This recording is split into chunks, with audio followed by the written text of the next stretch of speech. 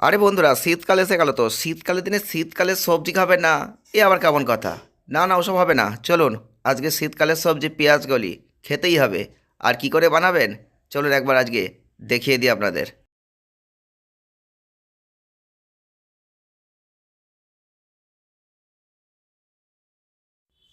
আরে প্রথমে বাজার থেকে পেঁয়াজকলিগুলো নিয়ে আসতে হবে, আর নিয়ে আসার পর দেখতেই পাচ্ছেন পেঁয়াজকলিগুলো কুচি কুচি করে কেটে ফেলতে হবে। আর কুচি কুচি করে পেঁয়াজকলিগুলো যখন কাটবেন একবার দেখে নিন কীভাবে কাটতে হচ্ছে। আপনারাও কিন্তু এরকম সাইজেই কাটার চেষ্টা করবেন। আর পেঁয়াজকলিগুলো কুচি কুচি করে যখন কাটবেন, আর একটা জিনিস মাথায় রাখবেন, মাথায় দেখবেন ফুল আছে, ফুলগুলো যেন খেয়ে নেবেন না, ফুলগুলো অবশ্যই ফেলে দেবেন। আর আমরা একটা আলু মিক্সড করে নিয়েছি, আপনারা অবশ্যই একটা আলু মিক্সড করতে পারেন পেঁয়াজকলি চচ্চড়ির জন্য। আর আলু একটা মিক্সড করে নিলাম, কাটি কাটি করে কেটে নিয়েছি। আর তার সাথে দেখতেই পাচ্ছেন পেঁয়াজকলি আলু একদম কেটে একেবারে রেডি। তার সঙ্গে লঙ্কা নিতে একদম ভুলবেন না, কারণ ঝাল না হলে কিন্তু স্বাদ একদম হবে না। তো অবশ্যই একদম আলু পেঁয়াজকলি দেখতে পাচ্ছেন একেবারে কমপ্লিট রেডি, সাজানো হয়ে গেছে। কিন্তু এখানে তো হবে না, এবারে তো রেডি করতে হবে। আসল কাজটাই তো এখনো বাকি রয়ে গেল। কি করে করতে হবে ভাবছেন? কীভাবে করব চিন্তায় পড়ে গেছেন? কোনো চিন্তার কোনো কারণ নেই। চলুন, আজকে আপনাদের এত সহজভাবে দেখাবো যে পেঁয়াজগুলি কীভাবে চচ্চড়ি করবেন। আর দ্বিতীয়বার আপনাকে আর কারোর ভিডিও দেখতে হবে না, আর আপনিও ভুলে যাবেন না। খেয়ে অবশ্যই মুখে লেগে থাকবে আর নামও করবেন। তো চলুন, এবারে কড়াই চাপাতে হবে।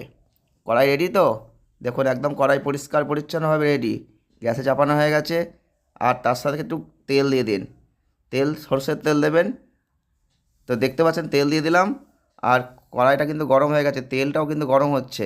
তেলটা গরম হওয়ার পরই একটা লঙ্কা, এবারে কিন্তু পেঁয়াজকলিগুলো ভালো করে দিয়ে দিতে হবে। তো পেঁয়াজকলি দিয়ে দিলাম। এবারে ভালো করে নাড়াচাড়া করতে থাকুন, ভালো করে নাড়াচাড়া করতে থাকুন। আর ভালো করে নাড়াচাড়া করতে করতে আপনাকে কিন্তু একটা দিকে খেয়াল রাখতে হবে। কি বলুন তো? ভাবছেন কি বলছি আমি? লবণ আর হলুদটা কিন্তু এখনও দেওয়া হয়নি। এই লবণ আর হলুদটা কিন্তু আপনাকে অবশ্যই দিতে হবে। তো লবণ আর হলুদটা কতখানি দেবেন ভাবছেন? আপনার যতটা পরিমাণ তরকারি সবজি হয়েছে ঠিক ততটা পরিমাণ দেবেন। এটা কিন্তু অবশ্যই একটা আন্দাজ করে বুঝে নিয়ে দেওয়ার চেষ্টা করবেন। তো লবণ হলুদ আমরা ছড়িয়ে দিলাম। এবারে আমরা আরও ভালো করে নাড়াচাড়া করতে থাকবো। আর দেখতে পাচ্ছেন তো একটা জল বেরোচ্ছে হালকা করে। গ্যাসের আঁচটা কমিয়ে দিন, তারপর একটুখানি চাপা দিয়ে দিন, দিয়ে একটু রেখে দিন। কিছুক্ষণ পর দেখবেন একটু হলেও হালকা জল বেরিয়েছে। যদি দেখেন জল বেরোয়নি, তাহলে আবার জল দিয়ে দেবেন, কোনো চিন্তা নেই। তো দেখতেই পাচ্ছেন যে এখন ঠিক কীরকম লাগছে। তো আমরা একটু চাপা দিয়ে দিই, যা বলেছি তাই করব। চাপা দিয়ে দিলাম। এইবার ঠিক 2 মিনিট পরই আপনি কিন্তু আবার খুলবেন। তো জল একটু লাগবে, কারণ হচ্ছে সিদ্ধ করতে হবে। কাঁচা সবজি তো খাওয়া যাবে না, আলু অবশ্যই সিদ্ধ করতে হবে। আমরা তো মানুষ, গরু নয়। তাহলে অবশ্যই একটু জল দিয়ে দিলাম। আর একটুখানি কী করব, আর একটু ওয়েট করব। তো এবারে দেখুন ঘেটে এবার কিন্তু আর কিচ্ছু কাজ নেই।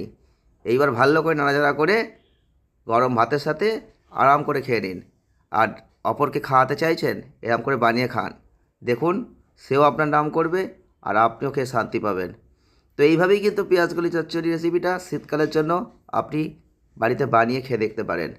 যদি আজকের ভিডিওটা ভালো লাগলে লাইক করবেন, শেয়ার করবেন, চ্যানেলটিকে সাবস্ক্রাইব করবেন, সঙ্গে থাকবেন। দেখা হবে নতুন ভিডিওয়। ভালো থাকবেন।